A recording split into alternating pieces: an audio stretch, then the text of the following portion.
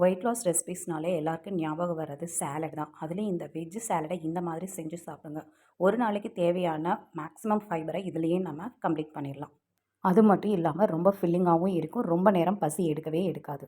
ஒரு பவுலில் பொடிசாக நறுக்கின கேரட், குக்கும்பர், குடமிளகாய், தக்காளி, கேபேஜ், சொரக்காய் இது எல்லாத்தையும் சேர்த்துக்கோங்க.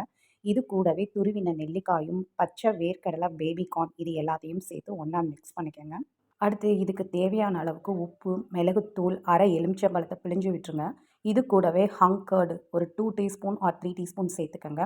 இது எல்லாத்தையும் நல்லா மிக்ஸ் பண்ணிக்கோங்க. இது கூடவே மல்லித்தழை தேவையான அளவுக்கு தூவி மிக்ஸ் பண்ணி எடுத்துக்கிட்டிங்கன்னா டேஸ்டியான வெஜ் சாலட் ரெடி ஆகிடும். இதில் ஃபைபர் மட்டும் கிடையாது, ரிச் ப்ரோட்டீனும் இருக்குது. இந்த சாலடை மார்னிங் பிரேக்ஃபாஸ்ட்டுக்கோ அல்லது நைட் டின்னருக்கோ இல்லை ஈவினிங் ஸ்நாக்ஸ்க்கோ நீங்கள் எப்படி வேணாலும் எடுத்துக்கலாம். ரொம்ப ஹெல்த்தி அண்ட் யம்மியாக இருக்கும். இந்த மாதிரி ஹெல்த்தியான, சிம்பிளான சவுத் இண்டியன் ரெசிபீஸ் எடுத்து வெயிட் லாஸ் பண்ணணும்னு நினச்சிங்கன்னா என்னோட பேஜை மறக்காமல் ஃபாலோ பண்ணிக்கோங்க.